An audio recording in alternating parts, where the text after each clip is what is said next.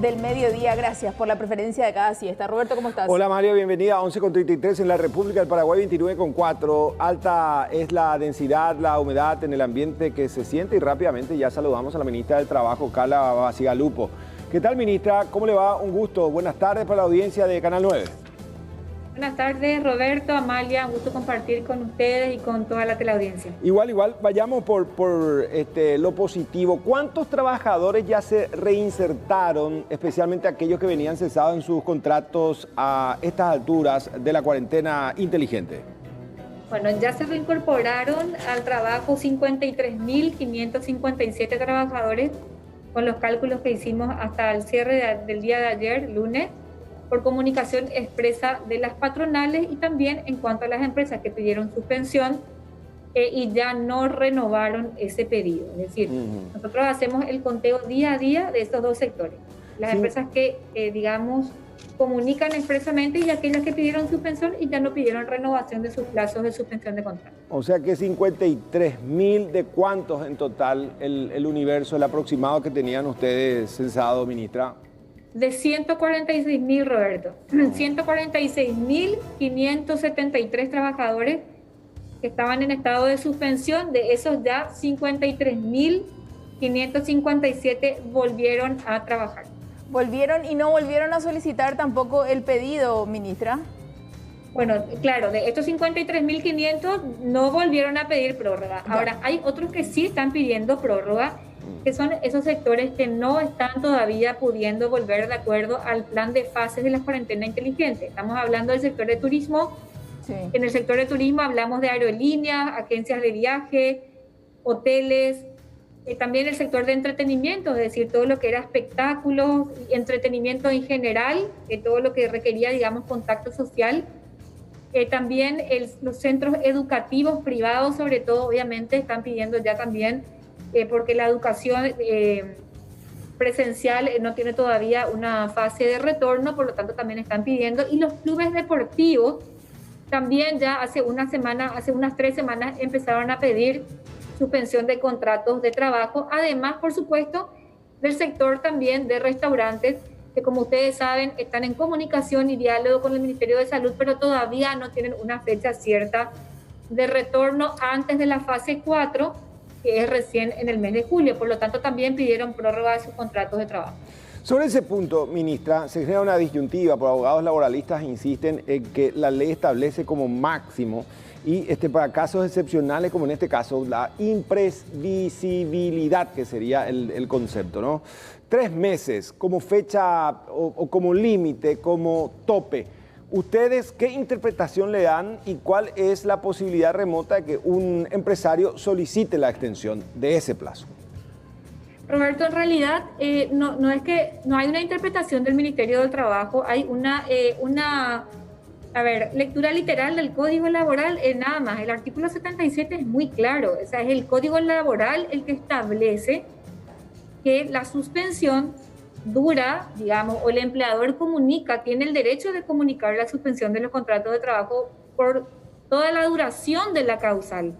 Ahora, no hay ningún plazo salvo el del 77, que dice claramente que el trabajador luego de 3 meses de suspensión tendrá la opción, o sea, puede optar, no es que lo deba hacer, tendrá derecho a, si lo quiere hacer, darse por despedido, o sea, romper el vínculo laboral y exigir la indemnización por despido y preaviso. Pero ¿cuál es la realidad que tenemos, Roberto? Porque acá hay que entender que estamos en una situación no prevista prácticamente por el Código Laboral, con esta rudeza, con estas características tan violentas, ¿verdad? Y sin aviso, de algo que, como ustedes saben, impactó en la salud, pero sobre todo impactó en la economía y en el empleo, porque encerramos la economía, encerramos el trabajo para cuidar la vida y la salud de las personas, ¿verdad? Eso es, digamos, hablando mal y pronto.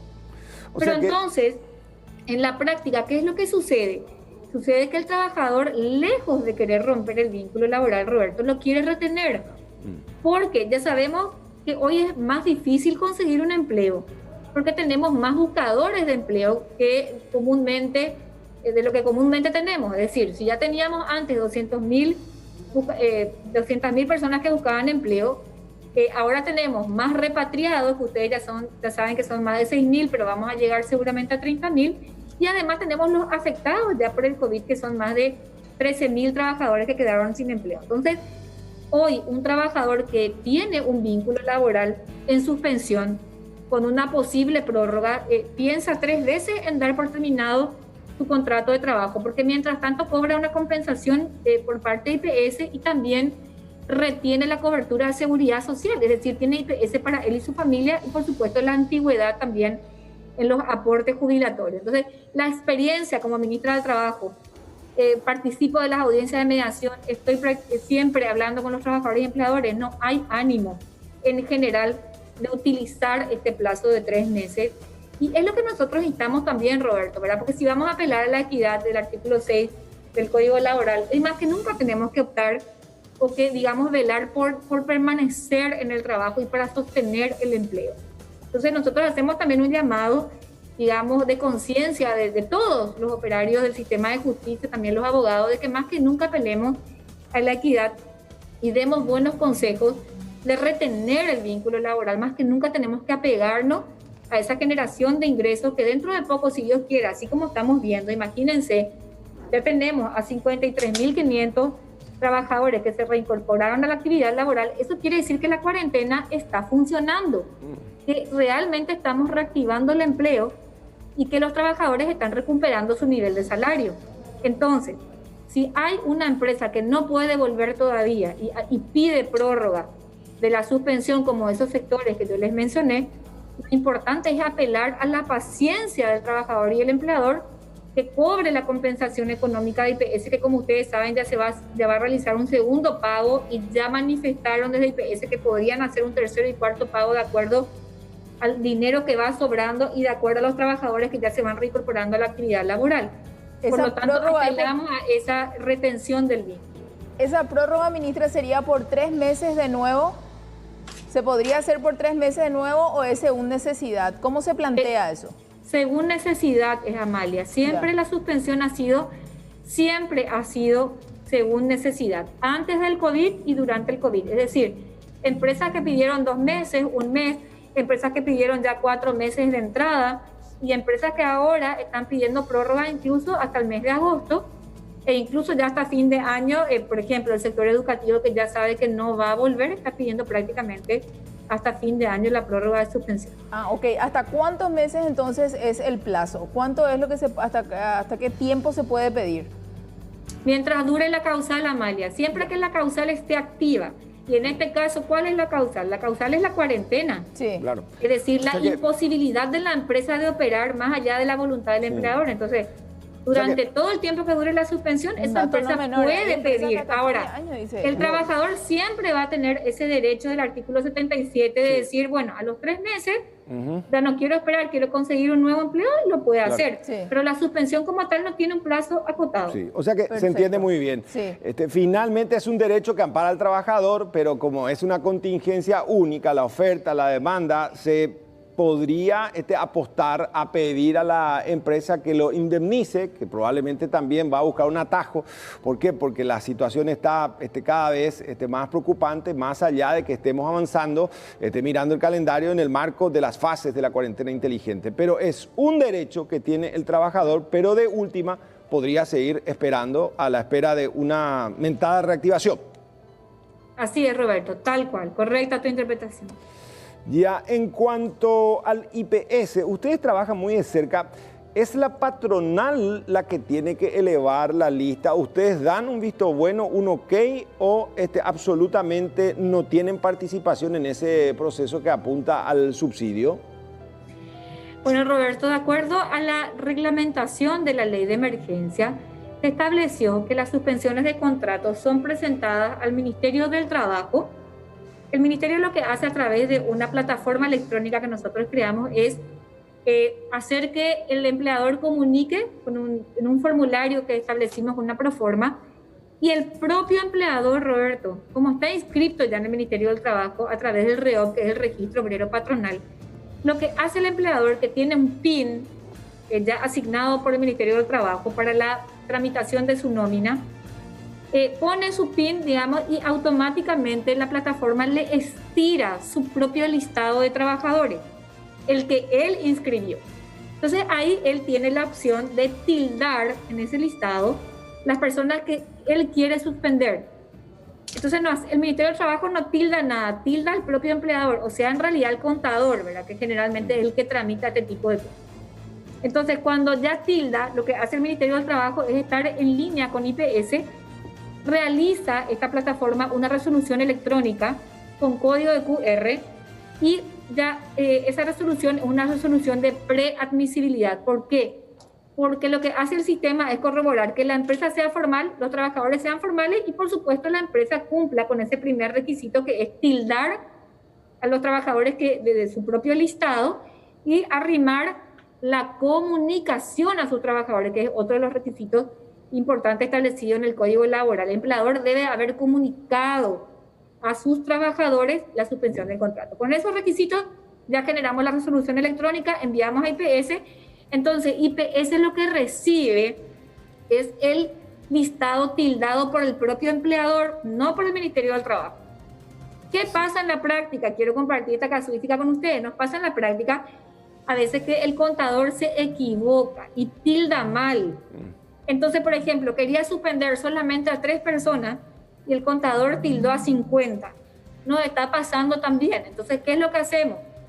Corroboramos esa falla y comunicamos a IPS. Claro, los contadores se disculpan, todos somos humanos, todos fallamos, pero bueno, es un poco la casuística que estamos teniendo también. Pero lo importante es que el empleador es el que tramita prácticamente en la plataforma todo el proceso y lo que hace el Ministerio del Trabajo es ir verificando paso a paso hasta que sale la resolución electrónica. Luego, Roberto, luego de esa resolución electrónica que ya asegura que ese trabajador cobra la compensación, ahí el Ministerio del Trabajo sigue tramitando esa resolución porque, como vos sabrás, el código establece que el Ministerio del Trabajo deberá darle participación sumaria a los trabajadores. Entonces, tenemos todo un departamento enorme que lo que hace es llamar a los trabajadores, darle esa participación sumaria. Por ejemplo, corroboramos que los trabajadores no estén trabajando, porque entonces la suspensión no tendría que operar. Vemos si realmente lo notificaron. En fin, una serie de cosas que hacemos en esa participación sumaria y luego ya pasamos para dictamen, ya un gabinete que lo que hace es controlar que todos los documentos se hayan presentado y que esa participación sumaria se haya cumplido y ahí sacamos la resolución definitiva. En el 100% de los casos, y ya emitimos más de 6.800 resoluciones, el 99% de los casos ha sido, digamos, ha tenido como en parte resolutiva otorgar las suspensiones, pero nos cuidamos mucho de que todos los requisitos del Código Laboral estén cumplidos. ¿Cantidad de despedidos en todo este tramo?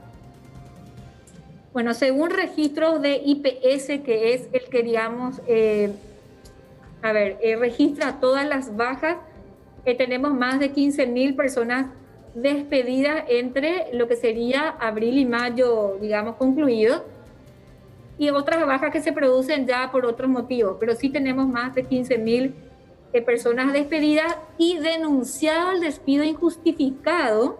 Tenemos 3.500 en el Ministerio del Trabajo, porque no todos, obviamente, denuncian su despido.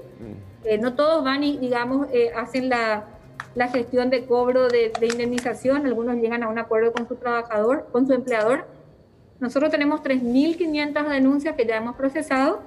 Es por eso que ustedes ahí en esa matriz numérica van a poder ver que ya recuperamos a favor de los trabajadores más de 4.000 millones, para ser específica 4.214 millones, a través de audiencias de mediación que hacemos en todo el país, a través de nuestros regionales de trabajo, pero siempre a través, por supuesto, del teléfono, correo, porque no estamos haciendo todavía atención física en nuestros locales.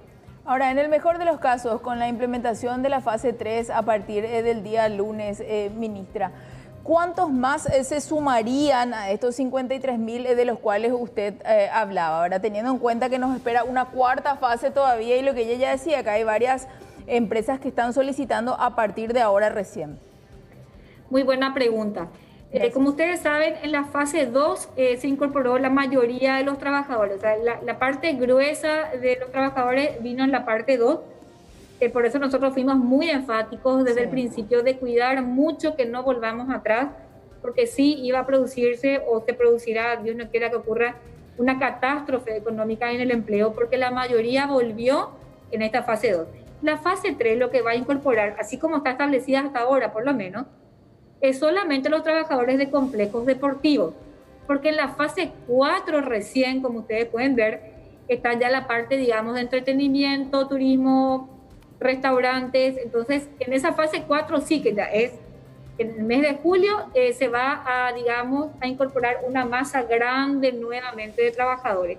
Pero esta fase 3 no incorpora demasiados trabajadores más. La fase 2 sí incorporó a todos los de la industria, a los prestadores de servicio, todo lo que era construcción en general, comercios. Entonces ahí sí, por eso tenemos esta incorporación enorme de trabajadores que se va dando día a día. Seguramente al cierre de hoy yo voy a tener otra vez más de 53.000 trabajadores, porque mientras hablamos acá yo estoy recibiendo permanentemente notificaciones de reactivación económica de las empresas. Entonces no sumamos demasiados trabajadores más en la fase 3, pero sí retrocederíamos y encerraríamos a una inmensa cantidad de trabajadores si retrocediéramos de la fase 2.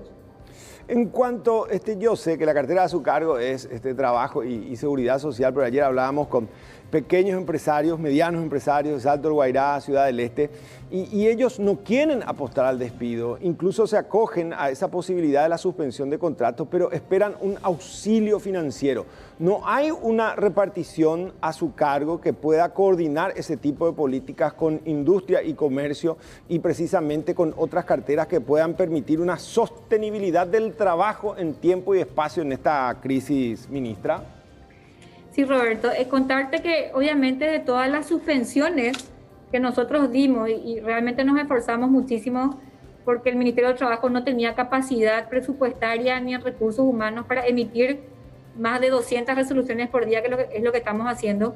Pero realmente hicimos una reingeniería de recursos humanos y bueno, acá no hay horario de trabajo y llegamos a estos trabajadores que ustedes ven acá, 146.000, el 80% es de MIPYME, o sea, micro, pequeña empresas estuvimos priorizando en todo momento hasta ahora. Las prolongaciones también son de estas micro y pequeñas empresas, sobre todo restaurantes, turismo y, como ya dije, entretenimiento. Entonces, el auxilio que le dimos desde el Ministerio del Trabajo, ese oxígeno en no pagar salario y sus trabajadores cobren una compensación, fue sumamente importante para las MIPYMES. Ahora bien, tenés toda la razón, ellos necesitan más oxígeno, es decir, necesitan acceso al crédito. Creo que es una cuestión todavía pendiente, pero sí también contar que el Banco Nacional de Fomento y Crédito Agrícola de Habilitación ya han llegado a muchísimos emprendedores. Estamos hablando de más de 380.000 millones que otorgó ya el Banco Nacional de Fomento a más de 1.890 emprendedores para sostenimiento de nómina y capital operativo. Y lo que hizo el Ministerio del Trabajo es, Roberto, crear un equipo técnico con instructores del SNPP, con técnicos del MT y del Centro de Entrenamiento del Emprendedor, que lo que hacen es ayudar a ese emprendedor a armar su carpeta para el acceso al crédito. Y ya tuvimos un importante acceso al crédito de 3.000 millones de guaraníes, claro, incipiente todavía, para algunos emprendedores que gracias a esta asesoría técnica lograron acceder a un crédito. Ahora, tengo que ser muy sincera, nosotros trabajamos en línea con el Ministerio de Hacienda, el MIC. Como vos decís, no es propio de esta cartera del Estado, o sea, no es una función nuestra la de conseguir crédito a las MIPYMES, pero en realidad estamos trabajando en forma coordinada y lanzamos este servicio para ayudar más allá de nuestras funciones y bueno, todavía tenemos que seguir fortaleciendo eso desde el Banco Nacional de Fomento y Crédito Agrícola de Habilitación sobre todo, y sobre todo, Roberto, también este tema que estamos zanjando todos como equipo económico nacional y desde el gobierno, que es, como vos sabrás, el tema de que el sector bancario encuentre en ese sistema de garantías de FOGAPI un respaldo verdadero para otorgar crédito. Hay un sistema bancario que todavía no reacciona y establece como argumento que no es suficiente que se garantice el 70%. O sea, la garantía del 70% no es suficiente y piden que vaya a un 90%. Como vos sabés, había un proyecto muy importante impulsado por el gobierno nacional y por el empresariado paraguayo para que se pueda aumentar los fondos a FOGAPI, pero lastimosamente eso en el Senado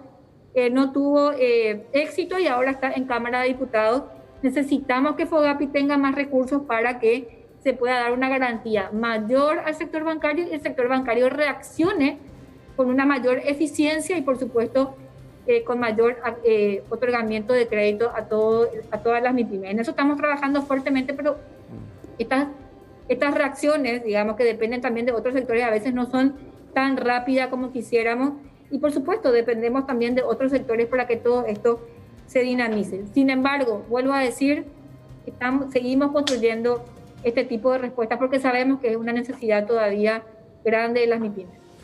Por último, tenemos un minuto. ¿Qué dice la ministra del Trabajo? Aquel operario que está peleando por llevar el pan, no encuentra, no ve la luz al final del túnel. Por lo menos hay que motivarlos y que seguirán, obviamente, tratando de encontrar fórmulas que permitan, insisto en el concepto, sostener la logística, porque acá se apunta ya a fin de año, definitivamente un 2020 muy, muy dificultoso con esto que nadie esperaba y es una contingencia mundial, doctora. Por supuesto, Roberto. Mi mensaje es que creamos más que nunca en nuestro Paraguay, que hoy es un ejemplo en el mundo en preservación de la vida y de la salud.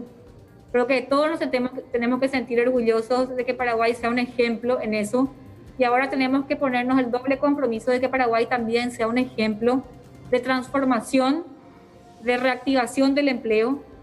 Como decimos, nosotros no queremos volver a una normalidad igual, queremos volver a una normalidad diferente, más equitativa, de mayor bienestar ciudadano, que no solamente el PIB cuente, sino también el índice de bienestar de nuestros trabajadores, bienestar ciudadano, y en eso estamos trabajando duramente. Entonces, decirle a ese trabajador, si está trabajando, si tiene un empleador que la está luchando también junto a él, que aguantemos un poco más, se está reactivando la economía, se está reactivando el empleo, que nos cuidemos extremadamente, porque la reactivación depende del éxito de la cuarentena inteligente, que no nos cansemos de ponernos el tapabocas, de lavarnos las manos, controlar la temperatura, de no compartir mate y tereré, que de eso prácticamente, de esas normas básicas, pero que yo sé que requieren mucho esfuerzo diario, depende todo el éxito de nuestra reactivación y de nuestra economía. Así que no nos cansemos, sigamos creyendo en nuestro Paraguay. Estamos trabajando muy duro desde aquí, pero no estamos solos, estamos trabajando con todo el sector empresarial y con las centrales obreras para seguir construyendo más respuestas y sobre todo un plan de reactivación económica con medidas prácticas y concretas que va a generar en corto plazo más de 122.000 nuevos puestos de trabajo.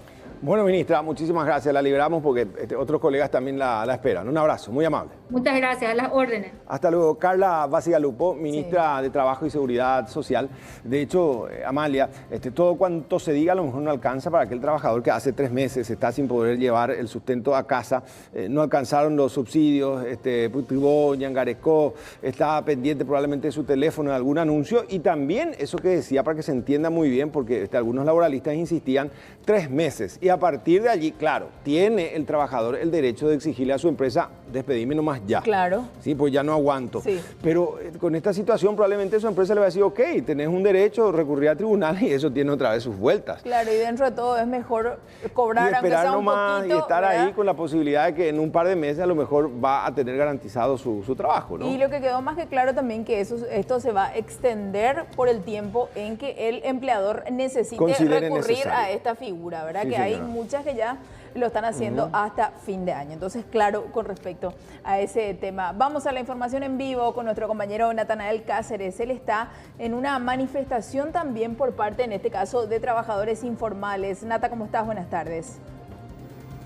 Buenas tardes, Amalia. El saludo también a Roberto, a todos los televidentes. Estamos aquí en la zona de gradería norte del Estadio Defensores del Chaco, donde en este momento se han congregado ya los vendedores de la Asociación de Vendedores justamente de Eventos Deportivos. Ellos están exigiendo una cosa, por ejemplo, lo que sería el retorno del fútbol, ya que muchos de ellos dependen de las ventas que realizan en los eventos deportivos, como así también en otros eventos como conciertos que se suelen llevar a cabo ya en nuestro país. Hoy están prácticamente llevando a cabo esta manifestación pacífica asegurando que la situación también se ha tornado insostenible porque muchos de ellos ya no están pudiendo trabajar desde el inicio de la cuarentena en este rubro, en la zona donde ellos están habituados, y bueno, finalmente están congregándose en este lugar exigiendo a las autoridades también una respuesta a este problema. Bueno, Don, contanos un poquito, usted decidió encadenarse también como medida de protesta, esperando que haya una respuesta por parte de las autoridades, teniendo en cuenta que ustedes están sin poder trabajar desde hace bastante tiempo. Sí, buenas tardes para los televidentes. Bueno, hemos reunido, estamos reunidos acá con los compañeros, ¿verdad? Por lo de, estamos necesitando la ayuda del gobierno. Por eso es lo que estamos reuniendo acá, ¿no? Ustedes son todos trabajadores de los eventos deportivos. Generalmente cuando hay partidos de fútbol, ustedes se instalan aquí en este lugar y bueno, no están pudiendo ya tener su venta desde hace tiempo. Así es, nosotros somos los mismos de siempre, los que estamos en todas partes. Sea donde sea, Asunción, Pedro Juan, Encarnación, Ciudad del Este, nos vamos en todas partes, somos la misma persona, los vendedores, que nos vamos en todas partes y estamos mal ahora, ¿no? Necesitamos la ayuda del gobierno porque tenemos cuenta que hemos asumido antes de que nos pase todo esto, lo que está pasando, ¿verdad? Y no tenemos forma de cómo cubrir esas cuentas que tenemos con varias empresas, casas comerciales, financieras, cooperativas, todo eso, y tenemos que pagar y no tenemos cómo hacer. Ni siquiera no podemos trabajar porque no tenemos capital. Ese es nuestro gran problema ahora también, la gente que quiere trabajar, hay que quiere vender cosas, pero no tenemos ni siquiera capital. Entonces para eso es lo que queremos, ayuda del gobierno, que nos dé un préstamo. Hay que hablar de eso, ¿verdad? A ver si nosotros le planteamos una cosa, a ver si qué nos dice el gobierno. Nosotros le pedimos al gobierno, por favor, que nos escuche, por eso estamos haciendo esto, que a través de la prensa nos vea a ver si llegamos al oído del gobierno lo que estamos necesitando. ¿Alguna autoridad específica con la que quieran reunirse? Y mira, ya nosotros hicimos tenemos una nota de entrada que hicimos al ministro de Hacienda, pero no tuvimos eco. Entonces por eso es lo que estamos haciendo eso. Y yo creo que me voy a dirigir directamente al señor presidente de la República. Señor presidente, queremos que nos ayude. Nosotros somos tu gente, tu pueblo, y estamos necesitando al gobierno porque tenemos cuentas que pagar. A nosotros no nos sirve víveres, porque con víveres no vamos a pagar nuestras cuentas y nosotros estamos preocupados por nuestras cuentas principalmente y necesitamos un poquito de plata para nuestro capital, para empezar a trabajar o traer alguno que otro por lo menos, porque esto va a ser largo para nosotros. Bueno, llega hasta fin de año y no tenemos forma de que entre plata, para juntar plata para pagar nuestra cuenta. Somos solidarios los paraguayos. Sí, señor. Muchísimas gracias. Bueno, por cuestión de tiempo nada más. Ahí está entonces el reclamo de los vendedores. Esperemos también que puedan tener una respuesta por parte de las autoridades, Amalia y Roberto, porque esta es la situación que hoy manifiestan en este sitio, específicamente en la zona de la gradería norte del Estadio Defensores del Chaco. Bueno, manifestaciones en diversos estamentos, razonable lo que dicen, con víveres no alcanza, nosotros necesitamos dinero para... Pues son los vendedores, en realidad, que siempre, de manera permanente, están en los estadios, en los eventos, no solamente deportivos, artísticos también. Y bueno, Amalia, por lo menos se sostienen ellos, escuchen por lo menos nuestras peticiones. Claro, o sea, que haya tengan en una cuenta. Interlocución. Bueno, gracias. Vamos rápidamente hasta exteriores de nuevo. Está Leila Jiménez en inmediaciones de la Secretaría de Emergencia Nacional. Leila, adelante. ¿Qué tal, Roberto? Amalia, el saludo también para los televidentes. Y bueno, ya desde tempranas horas se congregó un importante grupo de gente aquí proveniente de diferentes puntos tanto de Central como de Asunción. Tenemos gente de Los Bañados, de Tablada Nueva, gente de Limpio, de J. Augusto Saldívar, de Ñembuy, que llegaron hasta aquí, decíamos, para manifestarse exigiendo insumos para sus ollas populares. Recordemos que ellos ya llegaron hasta aquí hace 2 semanas atrás aproximadamente, llegaron incluso a un acuerdo en ese entonces con el ministro Joaquín Roa, pero ellos dicen que los insumos que les llegó no es suficiente para alimentar a centenares de familias que dependen de las ollas populares.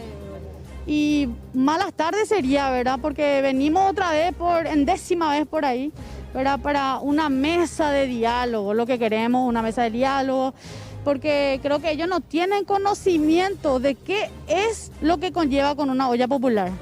Ellos te quieren llevar una poca mercadería, casi una miseria, y que quiere que te dure un mes, cosa que es ridículo. Entonces, una mesa de diálogo para que se pueda técnicamente hablar de cuánto es para sostener una olla, qué se necesita, cuáles son los víveres requeridos. ¿Por qué le llegó ayuda? Y un poquito, y en una semana ya liquidé todo. Porque soy de Itagua, somos más de 300 familias, multiplicado por 5, porque una familia viene entre 6 a 7 personas a llevar. Entonces, más de 15 kilos de fideo, 15 kilos de arroz por día. Entonces, ellos te llevan poca mercadería. No es que sea malagradecida. Lo que pasa es que nos tenemos más para sostener la olla popular. Venimos arrastrando, a 3 meses venimos arrastrando con donaciones. La gente que nos donaba ya no nos puede donar porque dice que ya es cosa del Estado. El Estado recibe casi, como ustedes sabrán, los periodistas más que nadie, la prensa sabe que 1.600 millones de dólares llegaron a tener, ¿verdad? Y el 1% de ese 1.600 millones puede dar comer a más de 3.000 personas con ollas populares, asistiendo en eso. Entonces lo que nosotros pedimos es calidad, víveres constantemente para que no se corte la olla popular y la calidad también. ¿Ya conversaron aquí con alguien, con alguna autoridad de la Secretaría? ¿Ya les dieron alguna solución? Y los compañeros entraron a la mañana, le dijo que iban a volver a hablar, pero todo es promesa. También prometieron ollas, que son las cacerolas grandes, porque venimos prestando nomás ese tipo de ollas de los vecinos, y ahora dice que no hay recursos para comprar ese tipo de ollas, donde ellos pueden pedir donaciones para las ollas populares. Cuando a un país se declara en una pandemia a nivel mundial como es esto, el derecho a la alimentación es número 1, cosa que no está cumpliendo el Estado. Elizabeth soy. Muchas gracias, Elizabeth. Entonces, también siendo la voz de este grupo de personas que está aquí frente a la Secretaría de Emergencia Nacional, en este momento bloqueando la calle Fulgencio R. Moreno, Roberto y Amalia, ya con carpa instalada, incluso porque dicen que se van a quedar aquí hasta recibir una solución por parte de la Secretaría de Emergencia Nacional. Y bueno, el jefe de aquí de la comisaría tercera también de Asunción, tratando de llegar a un acuerdo con ellos para hacer este cierre de forma intermitente y tratar de no bloquear por mucho tiempo este acceso. Dale, Leila, como decíamos con Amalia recién, deben ser oídos, deben ser escuchados, no es fácil la necesidad que impera y finalmente a veces en una mesa se puede conseguir alguna otra alternativa de solución, Amalia, ¿no? Y muchos critican y dicen qué es lo que tanto se plaguean si en esta fase 2 muchos trabajadores ya fueron reincorporados. Cierto. Pero la reactivación económica no se da de la noche a la mañana. No, estuvimos casi 3 meses parados. Hay que entender también eso. No imagínate, hay plata. Si uno es mensualero, de por allí están los jornaleros, aquellos que cobran cada quincena, pero evidentemente, o sea que por comodidad no van a salir a las calles. Pero claro que no arriesgarse también, ¿verdad? Evidente que algo hay que ajustar y finalmente dentro del marco del respeto, sin dudas, y considerando también que el gobierno no tiene fondos inagotables. Aquellos 1.600 millones era como una línea que de alguna u otra manera tenían que sostener como mínimo hasta diciembre de este difícil año 2020. Gracias Leila por este contacto. Ahora vamos a recibir a nuestra compañera Emilce Báez porque ella está con el ministro Ariel Oviedo. Vamos a hablar un poquito del lago Upacaraí. Sí, esta historia repetida, Emi Báez, ¿qué es lo que dice el ministro Ariel Oviedo? Adelante. Muchas gracias, Roberto. Un saludo cordial a Amalia y a todos los televidentes. Efectivamente, estamos aquí con el ministro Ariel Oviedo para hablar acerca de esa cuestión y aclarar muchos también temas que se confundieron. En ningún momento, según el ministro, se trató de trabar el proceso para la recuperación del lago Upacaray. Más bien, se decidió dar vía libre, un paso verde para el análisis, toda vez que se cuente con un estudio de impacto ambiental. Una ley que es obligatoria, obviamente. Vamos a aclarar con él estos temas. Ya le voy a pasar el sistema de retorno también para que puedan hacer las consultas pertinentes. Ministro, ¿qué tal? Ahí está. Hola, sí, muy buenas tardes a todos. Muchas gracias por visitarnos y estamos a disposición para las aclaraciones necesarias y sobre todo para disipar esas dudas o esas falsas declaraciones en donde nosotros nos oponemos. Al contrario, nosotros queremos que lo antes posible eso se pueda llevar adelante y buscar una solución que es de urgencia y de emergencia, colocando esas geobolsas para evitar de que, o sea, es para disminuir la descarga del lago Pacaraí al río Salado, ¿verdad? Porque el problema es que el río Paraguay está abajo, por eso el río Salado descarga más rápido sobre el río Paraguay y por eso el lago Pacaraí también sufre esa descarga que tiene, porque el río Salado prácticamente vive de la descarga que el lago Pacaraí le da, ¿verdad? Que el lago Pacaraí a su vez otra vez viene del Yucurú y otros cauces hídricos que también están sufriendo este efecto sequía que está sufriendo la región en general, ¿verdad? Entonces nosotros estamos apenas aguardando ya que se haga esa presentación por parte de la CONALAIPA. Como bien lo expresaste, eso va a tener un canal verde, se va a priorizar, eso significa que se va a priorizar esa presentación para que lo antes posible salga, ¿verdad? Porque lamentablemente la ley 352 en su artículo 12 habla claramente donde dice: todo proyecto de obra pública o privada que afecta a un área silvestre protegida o su zona de amortiguamiento deberá contar obligatoriamente con un estudio de evaluación de impacto ambiental previo a la ejecución del proyecto y deberá acatar las recomendaciones emanadas del mismo, ¿verdad? Entonces, si yo no cumplo esto, va a ocurrir lo que ocurrió anteriormente con uno de los ingenieros del Ministerio de Obras Públicas que hicieron una obra por iniciativa propia con buena voluntad, en donde se hizo un muro, digamos, en otro lugar donde no era lo acordado, que era el muro Meyer, ¿verdad? Por iniciativa cambiaron el lugar, hicieron otro muro y ahí se levantó el propio intendente de San Bernardino, los concejales, se fueron senadores y se fue la Fiscalía de Medio Ambiente. ¿Y qué ocurrió? La Fiscalía de Medio Ambiente le imputó, hoy tienen problemas jurídicos, uno de los ingenieros del Ministerio de Obras Públicas, ¿verdad? ¿Y por qué se dio permiso para hacer sobre el muro Meyer y ahora no se da permiso para hacer en otro lugar si se va a hacer también con geobolsas? Porque es una nueva obra, es una nueva intervención la que se hace. El muro Meyer ya era algo preexistente, ¿verdad? Entonces por eso se podía desarrollar un plan piloto, ¿verdad? No por otra cosa, sino que sencillamente por eso, ¿verdad?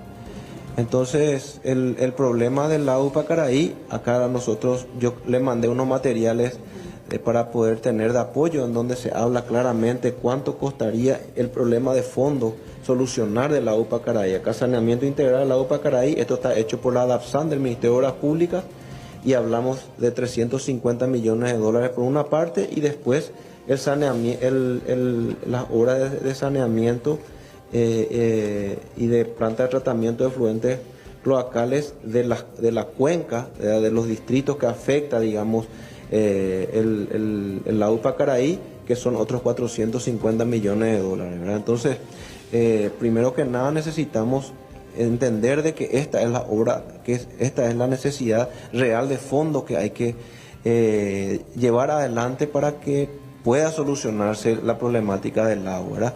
Y nosotros en el interín, ¿verdad? Porque esto está buscando esta financiación, el Ministerio de Obras Públicas está detrás de esto para poder lograr los fondos. Ya hemos propuesto al Ministerio de Obras Públicas también, porque es el que tiene, digamos, los recursos necesarios, ya el 13 de marzo de 2019, una tecnología que iba a ayudar a disminuir los bloom, la famosa cianobacterias, ese color verde que se ve en el lago, a través de una tecnología que es por ultrasonido, ¿verdad? Contactó la empresa, nosotros hemos enviado todo eso al Ministerio de Obras Públicas y no está ahí, ¿verdad? Lo mismo hicimos para Hacienda, le mandamos también a Hacienda, está también la mesa de entrada que mandamos a Hacienda con una proyección a 10 años de mantenimiento, etcétera, etcétera, etcétera.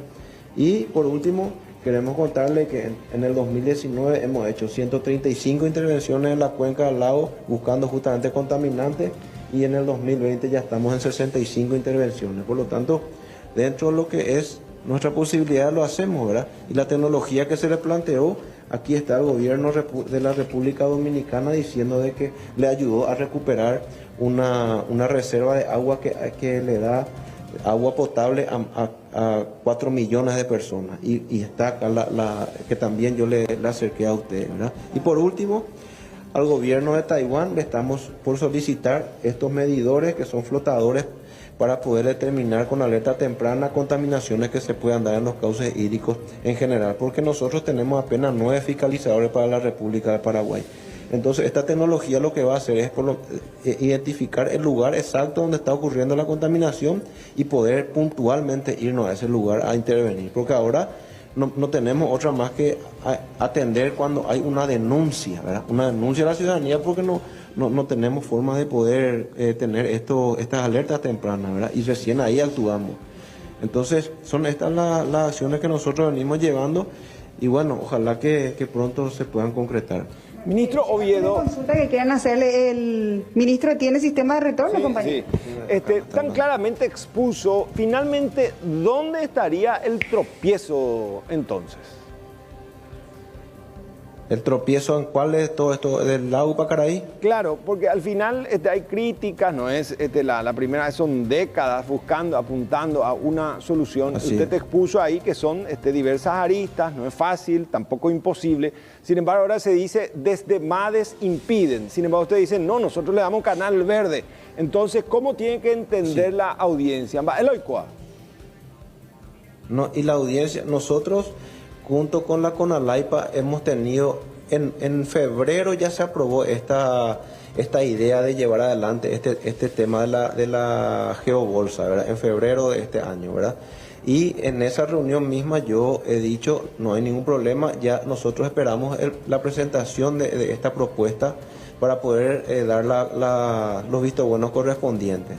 Ahí se dio de que la CONALAIPA junto con técnicos nuestros encontraron de que el muro Meyer ya no estaba en el lugar, digamos, donde podría generar ese efecto de retención de desagüe de ese lago, del lago Pacaraí, ¿verdad? Entonces, ellos presentaron una modificación y al darse esa modificación, lamentablemente, a nosotros nos obliga la ley 352 en su artículo 12 a tener que hacerlo a través de una evaluación de impacto ambiental, porque el muro Meyer ya no está en el lugar a lo mejor necesario para poder lograrse, ¿verdad?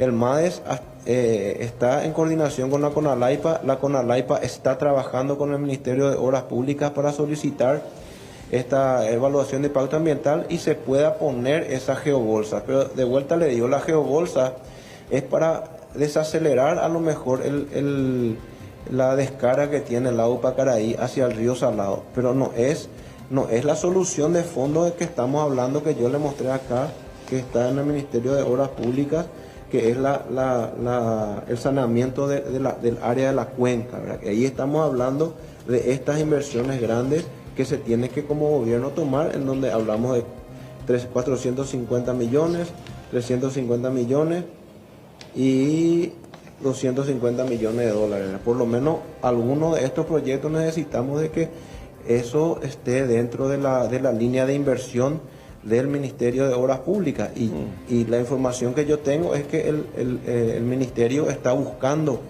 ese dinero para hacer esta solución de fondo, ¿verdad?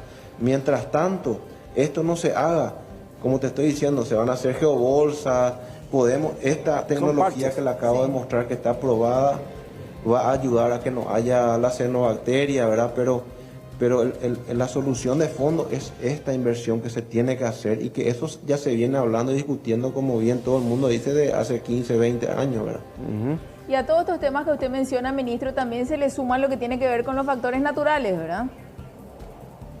Y lamentablemente toda la región está sufriendo una sequía extrema, ¿verdad? Todos pudieron ver las cataratas del Iguazú, por ejemplo, en donde prácticamente se ve un hilito de agua cayendo, cuando en otras épocas eso era una cuestión impresionante, ¿verdad?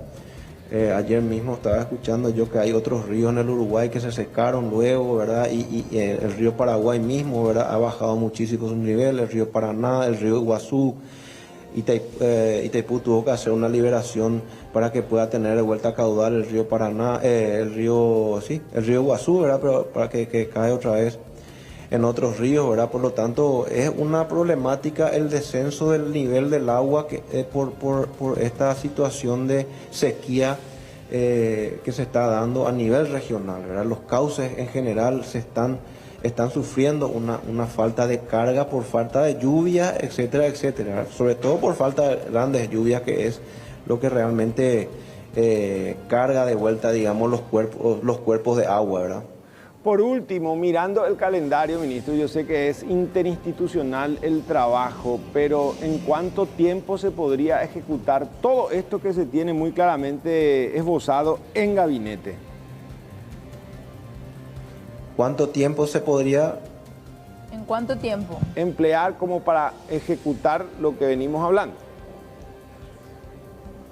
Bueno, las inversiones están en manos de entre OPC y Hacienda, ¿verdad? La búsqueda de estos recursos para las inversiones y la solución de fondos del lago Pacaraí, ¿verdad?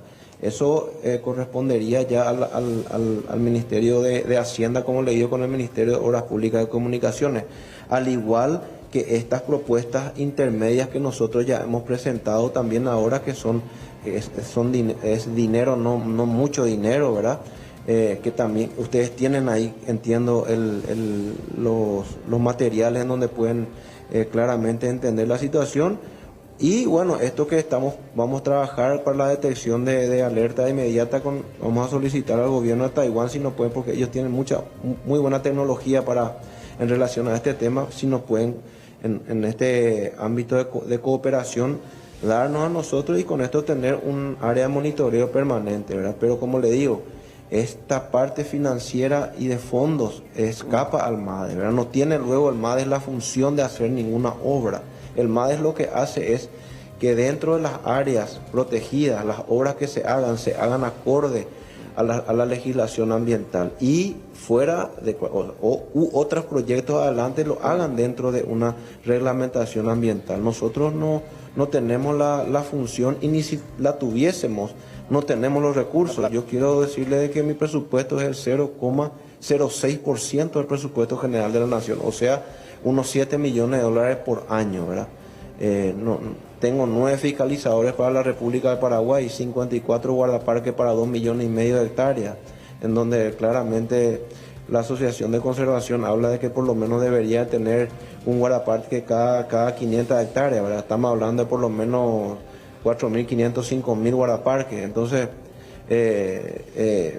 yo entiendo la desesperación y a lo mejor focaliza mucho esa ansiedad en el Ministerio del Ambiente, pero esta también es la realidad que debe conocer la ciudadanía y los periodistas en general, para poder enfrentar juntos esta problemática y juntos encontrar la solución, ¿verdad? Porque con estas circunstancias se ve un poco difícil de nuestra parte solucionar todos estos problemas que la gente quiere, ¿verdad? Sobre todo en este lado emblemático para todos, ¿verdad?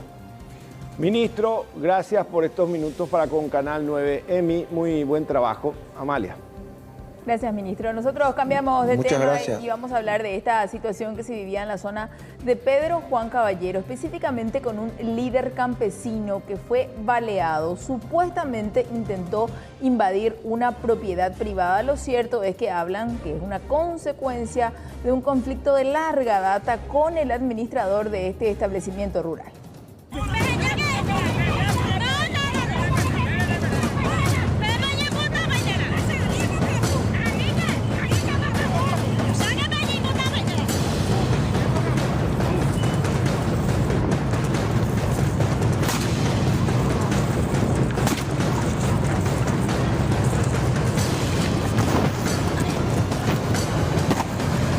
Momentos de extrema tensión que derivaron en un fatal desenlace. Tuvo por escenario la propiedad que pertenecería a la familia Calonga de Pedro Juan Caballero. Son más de 3.000 hectáreas, ocupadas en parte por campesinos sin tierra. Otras 30 familias que buscan asentarse en un sector del inmueble distante a unos 20 kilómetros de la capital departamental en la colonia 1 de Mayo. En un momento dado y en medio de la discusión, Héctor Calonga Sanabria, administrador del establecimiento, arrebató la escopeta que portaba otro hombre armado y disparó por la espalda hacia la humanidad del dirigente rural Arnaldo Rodríguez, de 40 años de edad, quien cayó gravemente herido.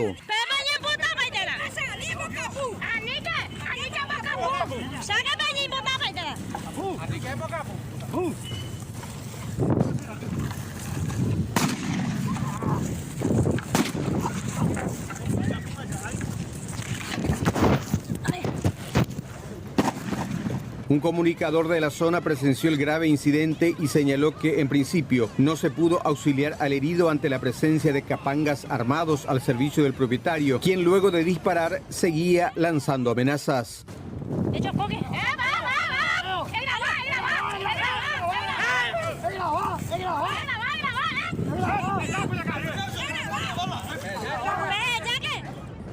Se escucharon varios disparos. Justo cuando esos salieron, estaban los del Grupo Especial de Operaciones aquí. Estaban aquí la policía aquí. Y ellos salieron y se fueron se habrán ido unos 500 metros. Lastimosamente, no sé si nos escucharon o se hicieron... No volvieron más.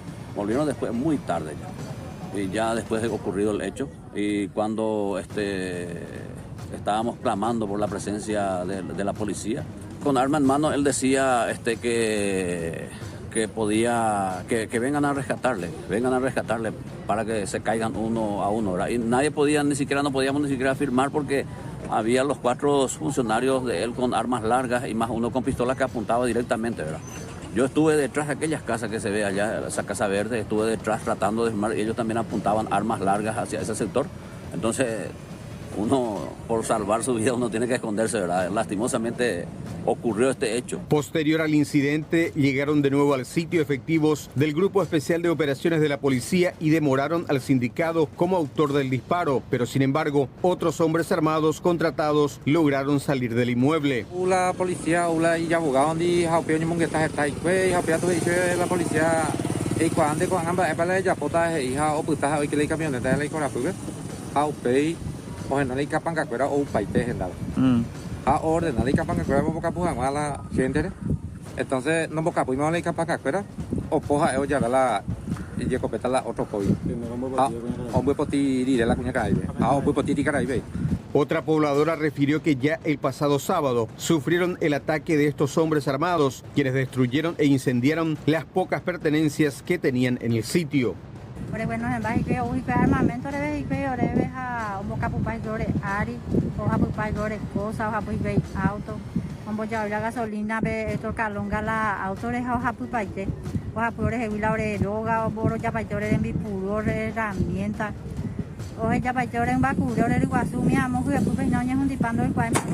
El herido fue llevado en principio en una patrullera policial y luego trasladado a una unidad de bomberos, pero ya llegó sin signos de vida al Hospital Regional de Pedro Juan Caballero.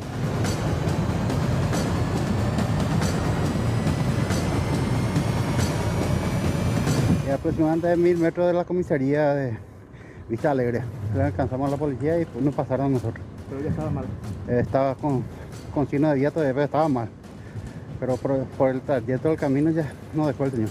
También fue llevado al hospital para una inspección médica el propio Héctor Calonga Sanabria, quien no respondió a pregunta alguna sobre el grave episodio. Oye, este es el Calonga. ¿Siete donde yuca cara ahí, Calonga? ¿Siete donde ella pide cara ahí? ¿De yuca ahí? Al sábado ya fui moto, autos ahí. ¿Siete iba? Oye, pum. El que calla otorga. Posiblemente siento una voz que no es la primera vez.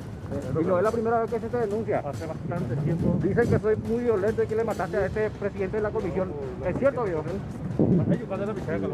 Héctor Aníbal Calonga Sanabria terminó detenido por disposición de la fiscal Sandra Díaz, quien asumirá imputación por homicidio a raíz de la violenta muerte del dirigente rural. La escopeta utilizada para el crimen también fue incautada por la policía. Entre tanto, los campesinos, además de lamentar el trágico desenlace de este conflicto de larga data, anunciaron que volverán a ocupar el inmueble, pues aseguran que no existen títulos de propiedad legítimos.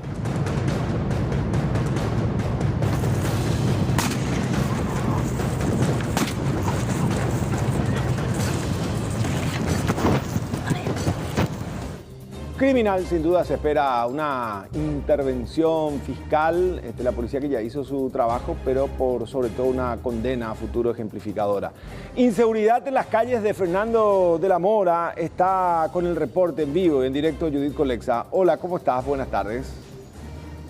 Buenas tardes, Roberto, Amalia, teleaudiencia. Sí, señor, preste mucha atención con esto que le pasó a esta mujer de 65 años, identificada como Dionisia Duarte, esta mujer trabajadora que se estaba dirigiendo al IPS para una consulta. Por el camino es interceptada por un delincuente, quien tenía consigo un cuchillo de mesa que lo utilizó como un arma para amedrentarla y obligarla a que entregue su bolso, en cuyo interior tenía sus documentos, otros papeles importantes para ella, así como también su celular.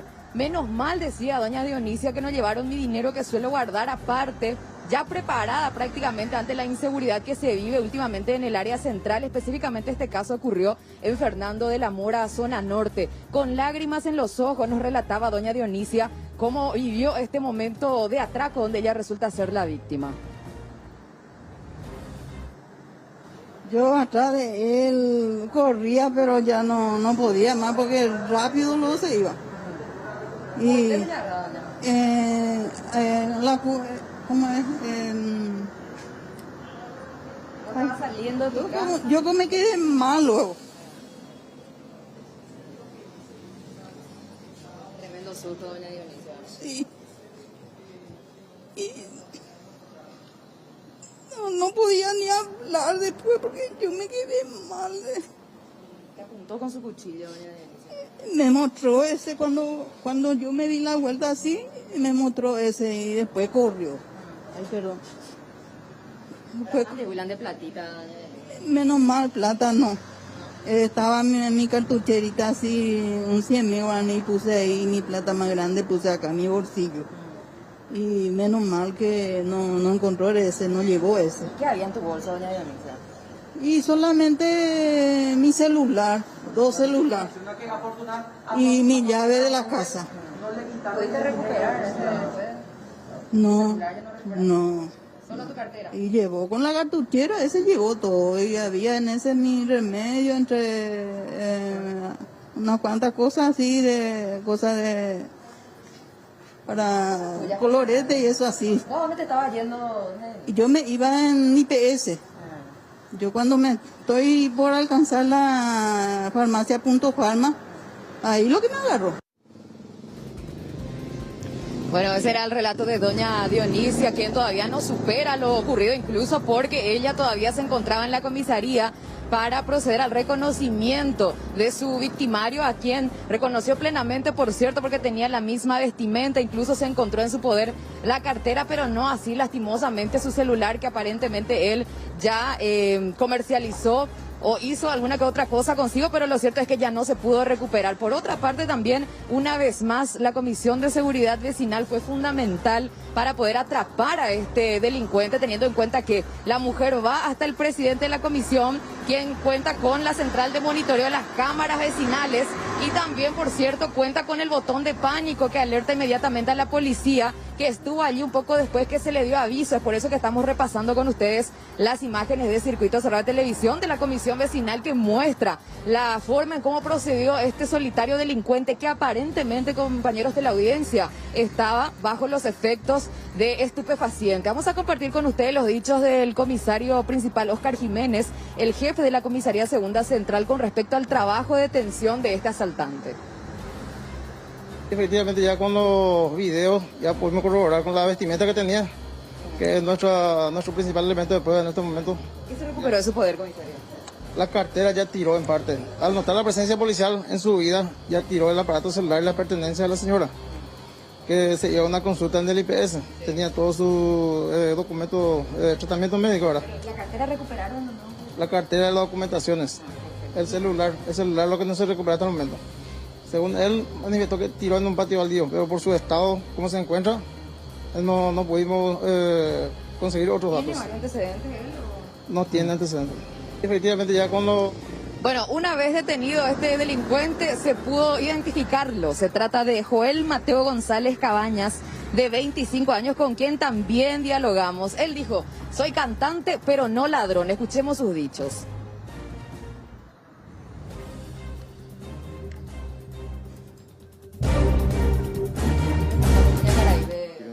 Él sea así, yo tengo muchos enemigos y nunca me voy a dormir. ¿Estás ahí, te digo? Morir, porque si yo no como ganga, primero le compramos los oro y los sacas. Te siento a mí el que te mal si trata, aquí no me da calor los pies. ¿Vos sos adicto, Joel? Un Carlos Malo, el Real G. Sí, cabrones le soy ¿Puedes hablar un adicto. poco más fuerte para que te escuchemos? Adicto a Jesús. Sí, soy adicto. ¿Sos adicto? Soy adicto. Por eso robaste, Joel. Mami, está rico cuando te he visto. Un usuario no. Está cantando. Yo, sí, cantante de música trap, Anuel. ¿Anuel? Sí, Los Intocables, Los Illuminatis. ¿Vos sos fanático de Anuel, tipo? Soy Anuel. ¿Sos artista? Bueno, ahí está entonces. Cantante, soy, no soy artista, cantante de música trap. Pero ¿y vos Gracias. cometiste este robo, no, Joel? No, ¿No? no, en el nombre de Jesús no. No, bueno. Bueno, Roberto, Amalia, teleaudiencia, ya lo escuchaban ustedes los dichos de este delincuente detenido, sorprendido mediante las imágenes de circuito cerrado de televisión que lo identifican plenamente. Dijo que él no se dedica a la delincuencia, que más bien él se dedica a hacer los covers de los temas de Anuel, el conocido reggaetonero. Ahora son sus dichos, finalmente lo cierto es que esto va a tener que explicarlo también ante la fiscalía, compañeros de la audiencia. Me van a disculpar, pero muy drogado no parecía, como por la forma en la cual se burlaba, básicamente. Yo lo tomé como una burla y no precisamente como que estaba Claro, abajo. evidentemente ya viene con experiencia, cuasi aleccionado. No sé si algún abogado lo asistió, pero como para evadir a la prensa le resultó, ¿verdad? Sí, no sé. Fingió Por suerte no era yo la que estaba con demencia, el micrófono. ¿no? Bueno, Colexa, ¿algo que quieras agregar, querida? Sí. Bueno, eso es todo. Y por cierto, también ahí repasamos con ustedes la imagen del arma que utilizó, un cuchillo de mesa para poder amedrentar a esta mujer de 65 años quien se está recuperando de este trauma. Recuperó su documento, pero lastimosamente no su celular, compañero. Eso es todo. Pobrecita, el susto de su vida. Por un lado, el estar expuesta porque él estaba armado también, ¿verdad? Por la reacción que ella tuvo. Y en segundo lugar, ya es una persona avanzada. Claro, avanzada Mira edad las consecuencias que puede llegar a tener en su salud. La burla ante cámaras, Sí, ¿verdad? Cuando que ella seguramente espera un castigo. Bueno, gracias, muy buen trabajo, como siempre. ¿Hacemos una pausa, Amalia? Ya venimos. En instante. Al 0985 30 30 00. Esta mezcla de vandalismo, inconsciencia y también desinformación, lo que se vivía nuevamente y ahora en esta localidad Villarrica, específicamente en el barrio San Miguel, suman y siguen los ataques a antenas de compañías telefónicas.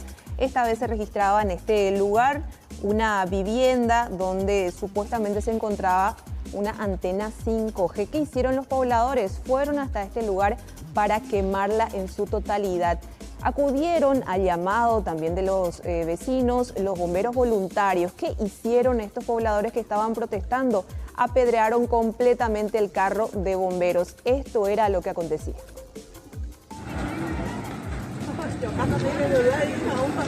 Rồi.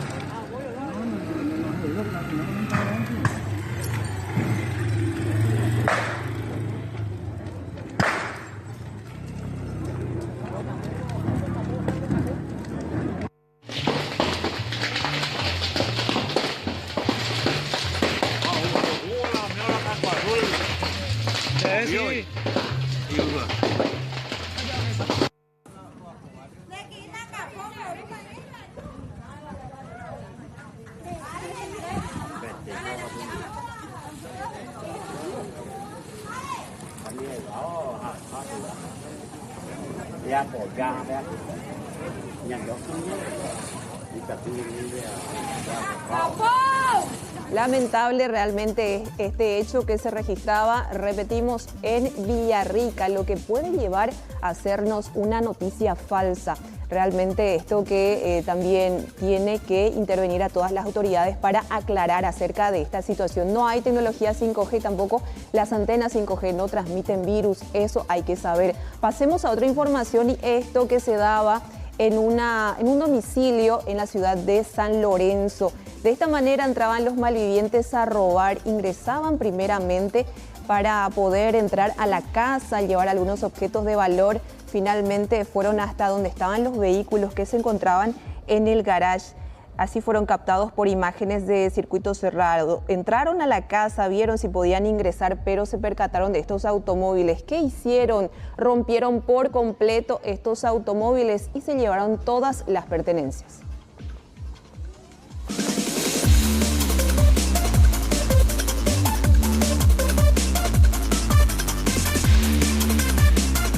Esta ola de inseguridad que se da en el barrio Lucerito de la ciudad de San Lorenzo. Vamos a ver qué intervención policial también se da al respecto y si es que logran capturar a los responsables de estos robos. Vamos a ver estas imágenes que se dan en, por un lado, caños rotos de la SAP y también estos desagües cloacales que causan realmente una incomodidad tremenda. Capitán Figari, casi Honduras, y también Capitán Figari 38 proyectadas, plena ciudad de Asunción. Así se encuentran los caños rotos de la SAP. Recordarán que hace apenas unos días un taxista cayó en un profundo bache. Yo ahí tiré,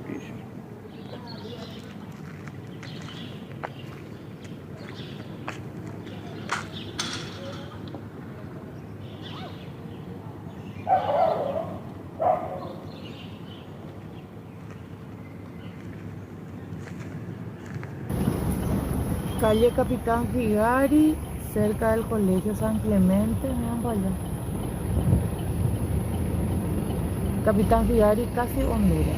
Esta es la calle Honduras, casi Capitán Figari. Miren ahí cómo sale el agua, con burbuja y todo. Y se va hasta la esquina. Y a la izquierda, hacia allá, también hay otro caño roto. Caños rotos y desagües cloacales que no tienen solución, hacen los reclamos, sin embargo nadie responde. Buses completamente repletos. Vamos a esta denuncia de una pasajera en una unidad de transporte, específicamente la línea 18, coche 70, no entra siquiera un alfiler según esta denuncia. No hay control sanitario alguno, tanto pasajeros como choferes no respetan las medidas sanitarias.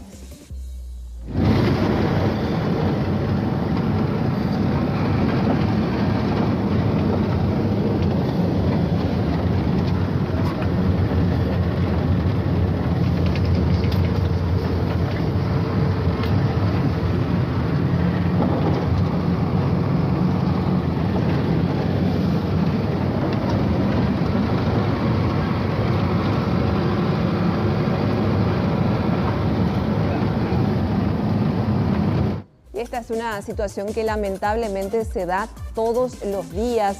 No hay respuesta alguna, tampoco intervención por parte de algunos agentes que puedan subir justamente a estos buses para poder controlar y así, por supuesto, poder tener de forma positiva también todas las medidas de seguridad en cuanto a los controles sanitarios. Pasemos a esta otra denuncia, a este connacional que está varado en Argentina. Van a ver ustedes las imágenes de él. Se trata de Marcelo Pérez. Se encuentra solo internado en el Hospital Virgen del Carmen de Zárate, Argentina. Sus familiares aquí ya no saben a quién recurrir para traerlo de vuelta. Mónica, te mando un beso. Bueno, este es el kinesiólogo que la atiende. Esa es la doctora de cabecera, ¿sí? Ahí también están las enfermeras, ¿eh? Y él ahora está ayudándole a caminar, ¿eh? Y yo sé...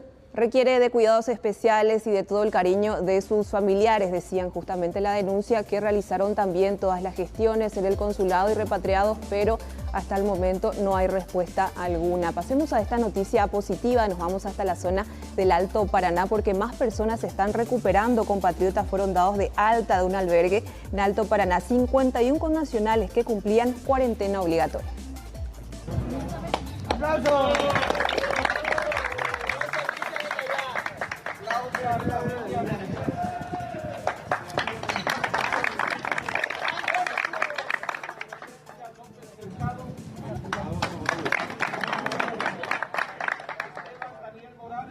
¡Viva!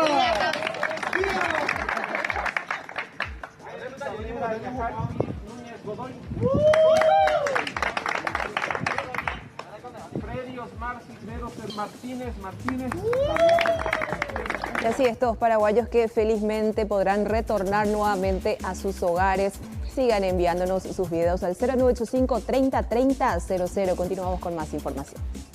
Gracias, Angie. Vamos a repasar estas imágenes que corresponden a esta situación que se viralizó y se daban en un puesto en la zona del departamento de San Pedro. Ustedes recordarán esta mujer que denunció la agresión por parte de estos efectivos policiales, tanto a su padre como así también a su hermana. En este sentido, el jefe policial, el comisario Gaspar Mereles, dijo que no observó ningún tipo de agresión física a una de las hijas del hombre que está detenido después de este procedimiento policial. También dijo que existe un proceso abierto ante el Ministerio Público y una investigación interna contra estos dos efectivos policiales. También explicó que hubo resistencia a este procedimiento y que el uniformado, uno de ellos, también sufrió varias lesiones, supuestamente porque el hombre le dio algunas patadas, cosa que no quedó registrada en el video. Lastimosamente, estos videos juzgan anticipadamente al personal policial, para eso estamos en un Estado de Derecho, donde se va a dirimir si es realmente cierto o no es cierto, ¿verdad?, la mala actuación del personal policial. En principio, a mí me llena para que se pueda llegar a una imputación inclusive a esta persona por la agresión al personal policial, resistencia y agresión propiamente dicha, ¿verdad? Los acontecidos en un momento dado, con las imágenes viralizadas, fue en un momento dado, según entiendo y según me manifestó el personal, que eso fue ya en el momento cuando hubo una, vamos a decirle, fusión o forcejeo con el padre y metiéndose la chica adentro. Y eso no fue seguramente un manotazo sin medir dónde iba a ir, ¿verdad? Porque en un momento dado eso no se ve, ¿verdad? Cuando habían esos forcejeos, según versión de mi personal, ¿verdad? Eso es lo que aconteció. En síntesis, esta gente regresaron a buscar el lío, porque ya se le dio el pase libre para que vayan, y cuando regresó la chica, a unos 20 metros aproximadamente del lugar de donde se hace el control, desciende el señor, y que según manifestación de mi personal, directamente vino a proporcionarle una patada y darle una cachetada en la cara al personal policial. Yo creo que tocarle la cara, por ejemplo, a alguien le saca del contexto a cualquiera, y eso indujo para que procedan a la aprehensión del sujeto. Y en ese interín hubo forcejeo y en ese interín voló el celular según los intervinientes. Bueno, el comisario Gaspar dice que no vio nada. No, y no quedó registrado. Y sí. Justo esa parte que el señor también le agredió, nomás no quedó registrado. Bueno, y justo la policía que está ahí permanentemente bajo escrutinio público, como tiene que ser. Hola Juan, ¿qué dicen los números? Te vi con cara de preocupada, aparentemente no avanzamos decididos hacia la fase 3. Exactamente, Roberto. Buenas tardes, ¿cómo están? También para Male de la teleaudiencia, mucha preocupación porque ya tenemos el tuit del ministro Mazzoleni que habla de 38 nuevos contactos confirmados. En total son 42 los casos positivos. Hoy se procesaron 1.090 muestras, uno del exterior, 38 contactos y 3 casos sin nexo, todos en aislamiento. 8 internados, 2 de ellos en terapia intensiva, un nuevo recuperado, sumando así 604. Total de confirmados, 1.187 hasta el momento. Vamos a esperar una nueva actualización del Ministerio de Salud para saber a qué zona corresponden estos 38 contactos que se dieron a conocer en las últimas horas. Recordemos, si se dan más contactos dentro de la comunidad, estamos hablando de pacientes que están fuera de los albergues. Esto sí podría complicar un poco la situación y más allá de que sean sin nexo, podríamos hablar de que el virus se expande dentro de la comunidad. Así que vamos a estar atentos con las decisiones que se tomen a partir de estos datos que se dan a conocer en este momento. Por ejemplo, un caso preocupante se da en la zona de Concepción, donde una veintena de personas tuvo contacto con este caso positivo en principio y ahora están aislados. Después de la evolución del epidemiólogo del Hospital Regional se decidió que 8 personas guarden cuarentena y son los que tuvieron contacto más directo con el hombre de 70 años que ayer dio positivo al coronavirus y se encuentra internado en la unidad de terapia intensiva del Hospital Regional. Por protocolo del Ministerio de Salud, 3 médicos, 4 licenciadas en enfermería y un radiólogo están cumpliendo cuarentena desde ayer. Los médicos se encuentran en su casa en aislamiento y a los demás se están buscando otras alternativas. Apenas tuvimos la noticia, ya nos abocamos en buscar todos los que tuvieron contacto ese día que estuvo por acá, ¿verdad? Estuvo aproximadamente unas 7 horas por nuestro servicio y estuvimos viendo ya todos los contactos que pudieron tener este paciente, ¿verdad? De los cuales, ¿verdad? La institución encontró entre todo lo que fueron el personal de médico, enfermería, limpieza, laboratorio, rayos X, todo lo que pudo utilizar el paciente, 23 personas, ¿verdad? Esas 23 personas ya fueron todas notificadas, fueron también evaluados por el equipo de epidemiología del hospital, ¿verdad? Y de ellos entonces evaluar cuáles son los de riesgo para poder entrar en cuarentena. ¿Cuántos son los personales de Blanco que entran en cuarentena, doctora? 23 fueron los contactos, ¿verdad? Pero de ellos no todos tuvieron contacto directo, ¿verdad? Entonces, en total son 2 médicos de acá de IPS y un tercer médico que es un nexo muy cercano a otro nexo que estuvo más, ¿verdad? Doctora, ¿él ingresó a urgencias? Él ingresó a urgencias, así mismo. Él ingresó a urgencias, estuvo unas horas, ¿verdad? Y de ahí fue derivado a otro sanatorio privado. ¿Las licenciadas que la atendieron? Las licenciadas son 4 licenciadas que entraban en cuarentena y un radiólogo.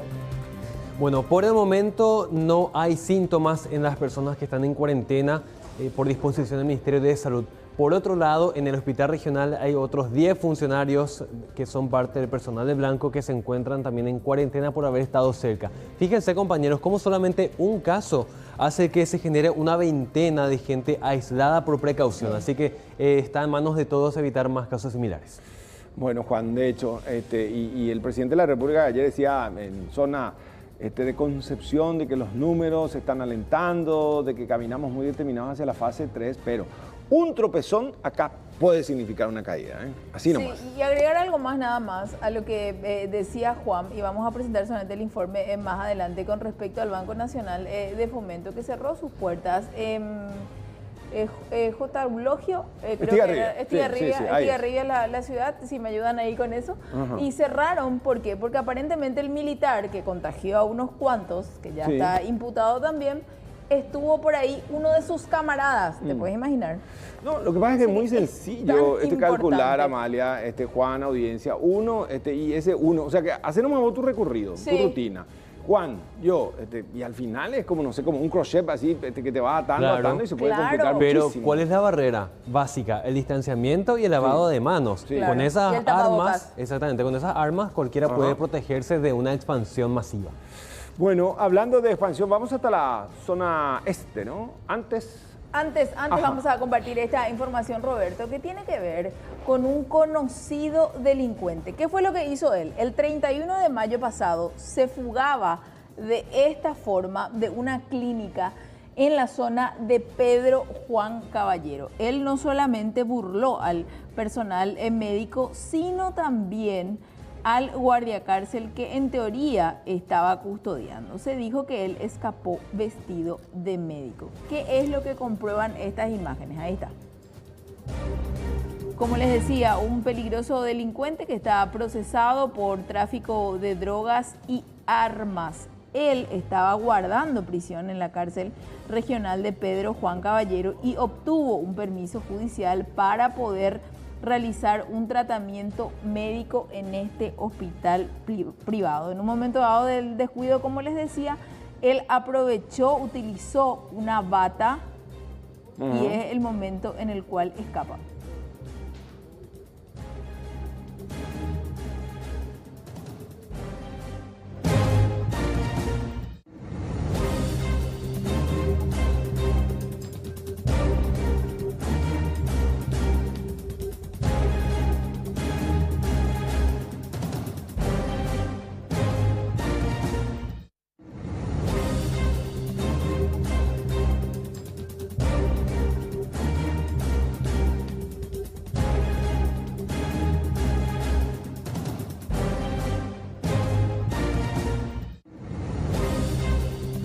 Bueno, después de este repaso de imágenes, ahora sí saludamos a Joel López, Tripe Frontera. ¿Cómo estás? Test rápido para camioneros al final, ¿cuáles serían los resultados? Buenas tardes. Roberto, ¿qué tal? Saludo a Amalia, a los televidentes del Sistema Nacional de Televisión. Justamente la indignación por parte de los camioneros se hacía viral a través de las redes sociales, donde se ve por algunos segundos nada más la precariedad, cómo trabajan los personales de Blanco para la toma de muestras en la zona primaria de Ciudad del Este. Esta indignación se sumó también a varios repudios, porque ellos mencionaban de que ellos están colaborando con las autoridades para que esto se vaya controlando, pero al parecer no hay mucha voluntad, porque ustedes ven en las imágenes la precariedad, cómo están operando los profesionales de Blanco, y también ya posterior a la muestra, posterior a la toma de muestra, el camionero recibe una boleta que de una u otra forma sería de una rifa, aquellas conocidas por rifa de los barrios, donde dice prueba COVID y la fecha donde se les tomó estas pruebas, que no es ni un documento. Mencionaban también porque no tiene por lo menos un sello de una institución que pueda darle la seriedad correspondiente.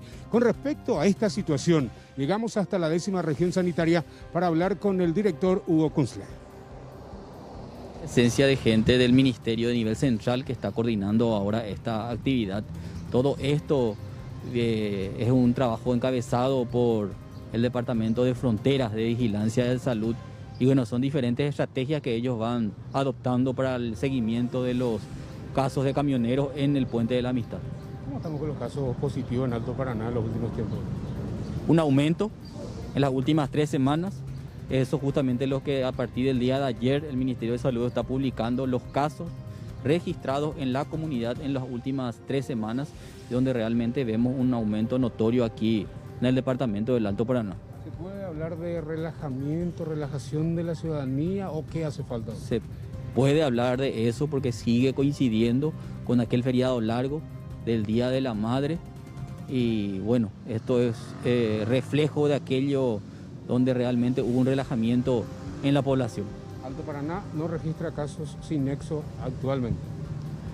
Tenemos algunos casos sin nexos donde seguimos nosotros investigando, tratando de encontrarlo. Tenemos algunos focos donde tenemos actividad comunitaria, entonces instamos a la población a no bajar la guardia, a seguir con las medidas sanitarias. Es que ya tenemos que adoptarlo de manera permanente en nuestro quehacer diario. Doctor, hay una forma, las personas no colaboran mucho con la gente de vigilancia, justamente un cierto temor de decir, no, yo estuve con fulano, tal parte, y eso es lo que dificulta el trabajo. Así mismo es, dificulta el interrogatorio, pero ahí viene muchas veces el trabajo fino que debe hacer nuestros compañeros para llegar finalmente a aquellos contactos que han tenido con casos positivos. ¿Cuántas personas involucradas en la zona primaria trabajando hoy para los camioneros de repente? En la zona primaria tenemos en este momento 4 brigadas para toma de muestra, y por toda esta semana se va a seguir haciendo ese trabajo. Bueno, hablamos de todo un poco con el director, justamente también habló de los casos positivos y de las medidas que se van a ir adoptando tras este reclamo de los camioneros, justamente para poder optimizar el servicio. Nos decían de que se están buscando mecanismos, ya que la zona primaria no cuenta con un espacio físico ideal para este estilo de trabajo para los profesionales médicos, pero que se está haciendo lo posible para paliar este difícil momento, esta difícil situación en la época de crisis. Dale, Joel, muchas gracias. Un rápido recorrido que hacemos así, los diversos puntos del país, especialmente la frontera. Y mencionaba ayer el director de la 13ª región lo de Pedro Juan Caballero, por ejemplo, Amalia. ¿Cómo es que pueden entrar, salir, si bien hay una nómina con anuencia, incluso probablemente las autoridades sanitarias? Pero, ojo, lo que decía Juan, uno con su infección puede cambiar el panorama. Estamos a ir más, al filo, al tope estamos, ¿no? Uno puede marcar la diferencia y es lo que le vamos a contar en el siguiente material. ¿Por qué? Porque aparentemente el militar también tuvo contacto, por supuesto, con uno de sus camaradas y este camarada visitó una de las sucursales de J. Eulogio Estigarribia y otra de Villa Ayes del Banco Nacional de Fomento. En consecuencia, procedieron al cierre de ambos locales para la desinfección y así también los funcionarios entraron en cuarentena. La agencia del Banco de Fomento de J. Eulogio Estigarribia permanece cerrada como una medida preventiva. Esto luego de que uno de los contactos del militar que contagió masivamente en el departamento de Paraguarí realizara gestiones en la sucursal bancaria de Campo 9. La 5ª región sanitaria de Caaguazú informó que se han tomado las muestras a 3 personas de la entidad que tuvieron contacto con el camarada del uniformado hoy procesado. Se esperan los resultados y se determinó el aislamiento preventivo según las explicaciones de la responsable de la región sanitaria de Caaguazú. Aislados todos los contactos, en seguimiento, en cuarentena, toma de muestra, eso es lo que hoy se está realizando. Mencionar que no hay ningún hecho grave, ninguna persona sintomática, ¿verdad? Entonces ninguno internado, que es un poco también alentador por decir así, ¿verdad? También podemos esperar que dé todo negativo, entonces vamos a irnos para adelante con mucho optimismo y aguardar este retorno, un trabajo exhaustivo que se realiza a través de vigilancia de Campo 9 y vigilancia regional. La responsable de salud regional alentó a la población a mantener la calma, respetar y cumplir las medidas de higiene y aislamiento social para prevenir contagios en esta zona del departamento de Caaguazú. Bueno, no es para menos, Amalia. ¿Hace cuántos años que vos aportás? 11. Imagínate, esta gente aportó toda una vida. Entonces, finalmente, cunde el pánico, la desesperación y encima en un país donde campea la corrupción. No es la primera vez que se toca este tema, pero daba la impresión en el transcurso de esta mañana que era como que con mayor fuerza. Entonces, ahí, por supuesto, todos entramos en desesperación, los jubilados y los que estamos activos, ¿verdad? O sea, que siempre están ahí al acecho con la posibilidad real de dar un manotazo. Sí, de dar un manotazo ahí. Sin embargo, pareciera ser que todo se desinfló justamente por la presión de los aportantes. Hola, Rolando Rodi, que tiene mayores detalles sobre este episodio. Buenas tardes. Hola, Roberto. Hola, Amalia. Buenas tardes a todos. Hace 3, 4 semanas aproximadamente, Andrés Juguetich estuvo aquí en los estudios del Sistema Nacional de Televisión y se le consultaba justamente con relación al tema de los fondos jubilatorios. IPS en algún momento tenía la intención de tocar. Decía absolutamente no, eso está asegurado y nadie va a tocar. Pero pasó el tiempo y ellos atribuyen a que en este tiempo varios trabajadores fueron cesados y eso hizo que el IPS dejara de percibir un importante aporte y por ende eso afectó al sistema de salud. Decía que no solamente para pagar al personal, sino que también al sector salud en general del Instituto de Previsión Social. Y a partir de allí se habló de la posibilidad de tocar los fondos jubilatorios para poder cubrir ese déficit que se tiene actualmente. Decía Andrés Juguetich de que se necesita una importante suma de dinero y que el IPS, o en este caso los fondos jubilatorios, no corren riesgos en el caso de que se llegue a disponer. Vamos a escuchar a Andrés Juguetich. Esta mañana hablaba de cuánto se necesita para poder paliar el problema económico que tiene actualmente IPS. El monto es cercano a 450 millones de dólares y está previsto que se utilice el 100% de las utilidades que se obtuvo en el año 2019, que representa un monto cercano a 150 millones de dólares, y el 15% de las jubilaciones propiamente dichas, de los fondos jubilatorios, que están en el orden de 300 millones de dólares. Si sumas ambos, te da 450. Pero aclaro, es como una línea de crédito. Si en el mes de agosto nuestra recaudación mejora y en vez de tener una pérdida del 40%, tenemos una pérdida del 20%, entonces vamos a solicitar a los fondos solamente el 20% de lo que nos faltó. Y así sucesivamente hasta el término del ejercicio 2020. Pero existen otras alternativas a tocar el fondo jubilatorio. Desde la parte técnica hablaban de esas posibilidades. Esta mañana también Pedro Jaley habló con relación a esos puntos y vamos a compartir en la siguiente placa cuáles son las otras alternativas independientemente al tema de los fondos jubilatorios.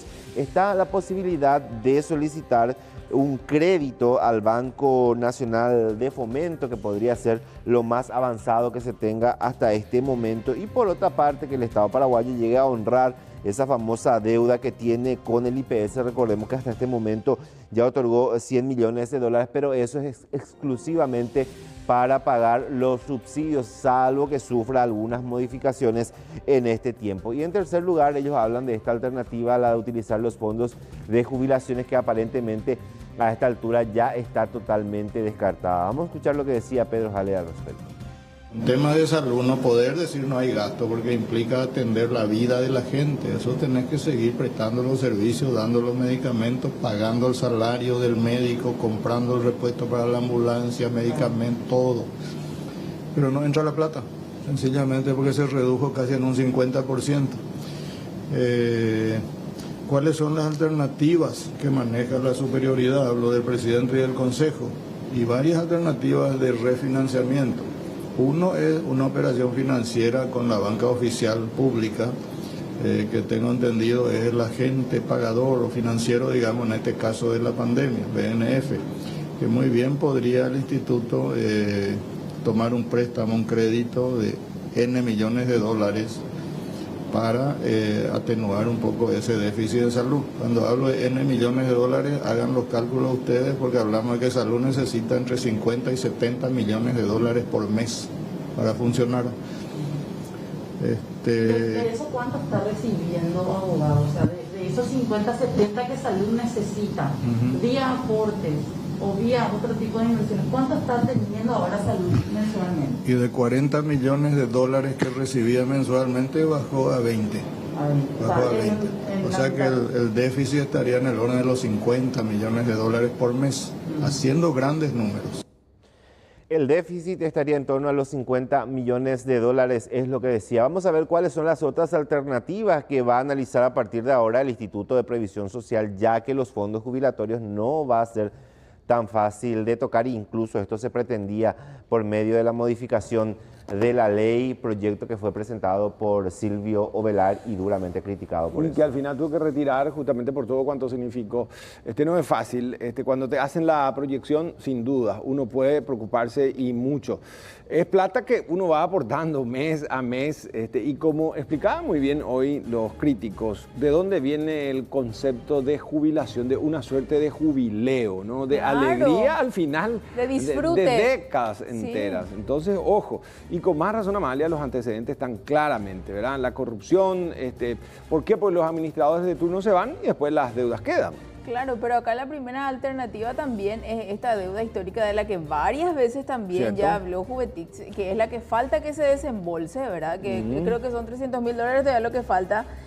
Y esa sería la primera alternativa, debería ser, ¿verdad? Independientemente de cortar los gastos, porque estamos hablando de por lo menos 5 compras, 5 procesos sobrefacturados, software que no eran necesarios. Los guardias de seguridad, imagínate. El servicio de limpieza. En una época ya parecía un batallón castrense, los buses esos. Los buses. Subsidiados también, ¿cierto? Y los servicios de limpieza. Sí. O sea que sin duda siempre miran de reojo a IPS. IPS que es una cajita, pero de los trabajadores. Una cajita de oro es para ellos, evidentemente. Y para otros genera mucho oro, eso sin duda, ¿no? Plata bebé la gente busca bajo tierra. Sin embargo, IPS y otros estamentos vinculados al Estado tienen tesoros y generan nuevos ricos. Gracias Rodi. Vamos a seguir hablando de este tema porque nuestro compañero Mariano López estuvo también por el Congreso, donde por supuesto también fue un tema de debate. Mariano, ¿cómo estás? Hola Amalia, ¿qué tal? Les saludo Mariano. a vos, a Roberto, a Rolando, a todos los televidentes. Efectivamente, el presidente del IPS, Andrés Gubetich, estuvo aquí en el Congreso Nacional, específicamente participando de una reunión de comisión, la Comisión de Hacienda, presidida por el senador Silvio Ovelar, quien es justamente el que daba entrada y presentaba este proyecto. Muchísimas críticas, muchísimas dudas por parte de todos los senadores, prácticamente de las diferentes bancadas, diferentes partidos políticos, que le preguntaban al IPS, pero ¿qué es lo que realmente querés hacer? ¿Por qué es que necesitas plata? Era justamente lo que le preguntaba el senador colorado Antonio Barrios y compartimos con ustedes ese momento. El IPS, yo le ruego que nosotros necesitamos, si usted necesita dinero, necesitamos que sus proyecciones sean cálculos exactos, presidente. Nosotros te queremos saber con la capacidad que tiene el IPS, con los recursos humanos que hoy cuenta, con los equipamientos que hoy cuenta, cuántos pacientes o cuántos asegurados puede absorber y cómo pretende ser su crecimiento por año, por cada 3 meses, cuántos personales necesita cada 3 meses contratar, cuánto necesita comprar. Nosotros necesitamos un estudio serio, no que diga que tenemos 600 camas y que podemos absorber. ¿Cuántos asegurados puede absorber? Si hoy IPS está prácticamente saturado como todos los servicios de salud, presidente. Necesitamos un informe claro. Para eso, yo por lo menos pretendo darle tiempo. Yo de mi parte le voy a enviar la lista de mis inquietudes y además ya le manifiesto que la carta orgánica del IPS es bien expresa y clara en la prohibición del uso de los fondos jubilatorios y está bien claro que los fondos tienen que ser de salud jubilatorio y eso no se puede de ninguna manera tocar.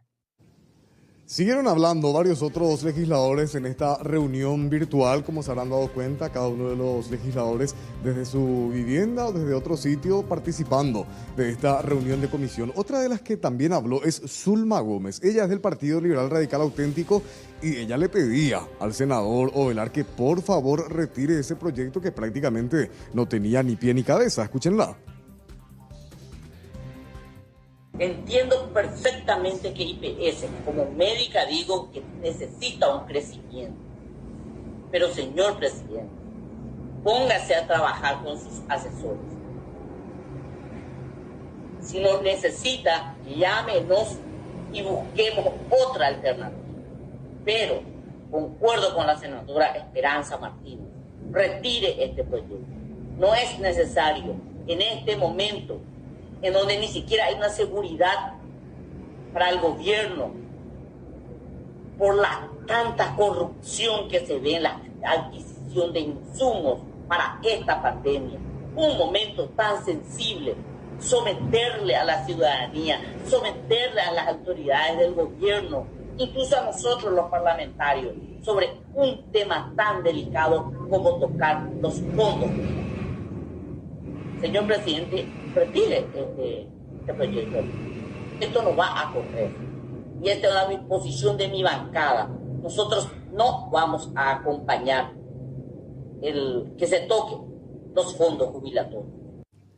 Y luego, Amalia, Roberto, televidentes del pedido de prácticamente todos los senadores que forman parte de esta comisión, también con el ruido que había justamente aquí en el centro, en el microcentro capitalino con la movilización de los jubilados, finalmente Beto Ovelar dijo, voy a retirar el proyecto, pero ojo, comprometió a todos los senadores a buscar una forma de salvar al Instituto de Previsión Social con esta crisis que está atravesando y también días negros aparentemente que se vienen, pues no estarían teniendo forma de cubrir salarios y compañía.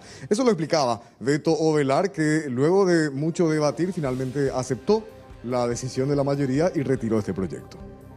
Nuestra intención presentando este proyecto de ley era ver la forma de conseguir un salvataje al descalce que tiene IPS. Hay una realidad que no podemos desconocer. En la pandemia, de 100 millones de dólares mensuales que recibía IPS, hoy deja de recibir 40 millones de dólares. De algún lado se tiene que buscar ese financiamiento. Y en ese análisis nosotros debatimos, porque nuestra intención era más que nada debatir con los actores políticos que van a tener la decisión final sobre las vías para ese salvataje. Y mis colegas, en sus respectivas intervenciones, me han demostrado que justamente el utilizar los fondos de jubilados no es la vía más apropiada. Nosotros tenemos un problema instalado. IPS deja de recibir 40 millones de dólares al mes. Entonces, ¿se va a resentir el sistema de salud? Sí, se va a resentir. Entonces, el Senado, al rechazar este proyecto, esta alternativa, tiene que ingeniarse en buscar otras herramientas para poder calzar ese déficit que estamos teniendo. Y bueno, para eso vamos a seguramente convocarles también a los jubilados, vamos a convocarles a otros expresidentes del IPS, a gente calificada, para debatir, porque esto tenemos que nosotros en un plazo cercano tener algún tipo de respuesta. Darle la herramienta también para que el IPS, sin infringir la ley. El caso de su presidente, ¿por qué? Porque se presentó una denuncia formal ante la Fiscalía por supuestos casos de corrupción, 5 puntualmente. Yo voy a estar presentando la denuncia y le voy a detallar las 5 denuncias, le voy a fundamentar por qué ha amañado, por qué es sobrefacturado y por qué es una empresa de maletín. Resulta que durante la pandemia presentaron 4 licitaciones de carácter urgente, ¿verdad? Ellos mencionaron, inclusive hay un dictamen de UOC, ¿verdad? Donde el director de UOC menciona de que esas licitaciones son de carácter impostergable. Sin embargo, por el dengue, el Ministerio de Salud en ningún momento dictaminó emergencia sanitaria. O sea, no tiene fundamento. Es más, nosotros tenemos un rubro 350, que es el rubro donde se licitó y se adjudicó este software. Tenemos 1 billón de disponibilidad presupuestaria. A la fe, en marzo tuvimos 800.000 millones de disponibilidad presupuestaria.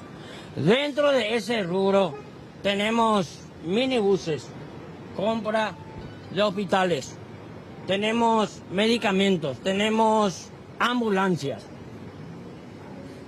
Ellos tienen o tuvieron disponibilidad nada más y nada menos de 800.000 millones para adjudicar eso, pero ellos alegaron de carácter de urgencia. Sin embargo, con ese monto que adjudicaron, que son 39.000 millones, bien se podía hacer un hospital de contingencia, un hospital en Ciudad del Este de alta generación, tomando en cuenta que estamos en plena pandemia.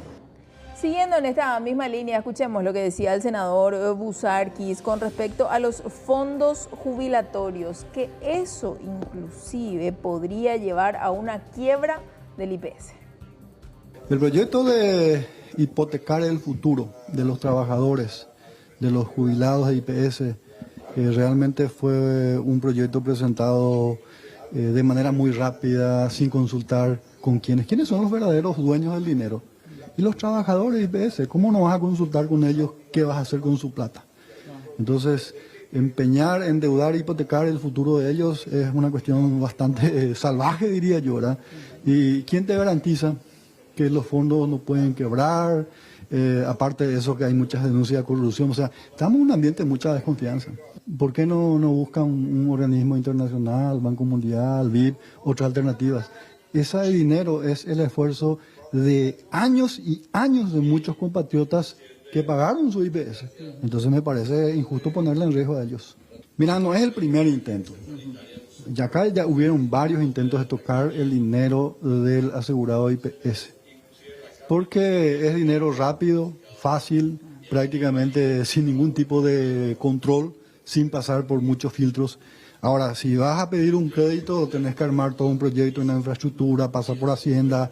Entonces, yo creo que la ciudadanía y la seguridad tuvo razón y tiene razón en defender su derecho y su interés en este caso.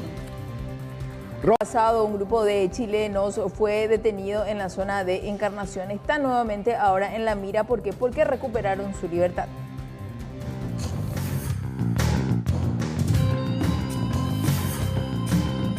Ciudadanos chilenos que tras hurtar en varios departamentos de Encarnación y Asunción, que fueron detenidos el año pasado y puestos a disposición de la justicia, se encuentran nuevamente en la mira de los investigadores, ya que recientemente recuperaron su libertad del penal de Itapúa y según los datos que la policía maneja, estarían de nuevo haciendo de las suyas.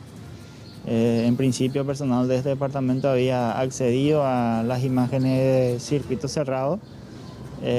También se realizaron otras diligencias y con ayuda de nuestros pares del Departamento de Investigaciones de Asunción se pudo identificar en ese momento a una persona de nacionalidad chilena, quien actualmente se encuentra prófuga y con una orden de detención preventiva, ¿verdad? Así también en septiembre del mismo año se había recibido otra denuncia donde 2 personas habían ingresado a un departamento céntrico de la ciudad de Encarnación.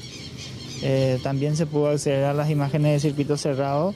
En ese momento además se pudo dialogar con un taxista quien había manifestado que él alzó en inmediaciones a 2 pasajeros extranjeros con acento chileno presumiblemente, hecho que llamó la atención de los investigadores ya que meses atrás se tuvo un incidente de similares características. Es por ello que se hizo el seguimiento hasta un hotel de esta ciudad donde se pudo acceder a datos parciales de estas personas ya que las anotaciones fueron muy precarias en su momento. Fueron nuevamente a la ciudad de Asunción. Una vez que realizaron hechos de similares características, salió a la luz pública la identidad de ellos, ya que tenían una orden de detención ya en la ciudad de Encarnación. Es por ello que estas personas decidieron huir del país, siendo detenidos en la ciudad de Pedro Juan Caballero cuando estaban tratando de cruzar la frontera al Brasil. La policía en su momento detuvo a 2 de los 3 ciudadanos chilenos que eran sindicados como responsables de varios hechos de hurtos y robos. No descartan en Encarnación y Asunción varios procedimientos para nuevamente detener a estos chilenos.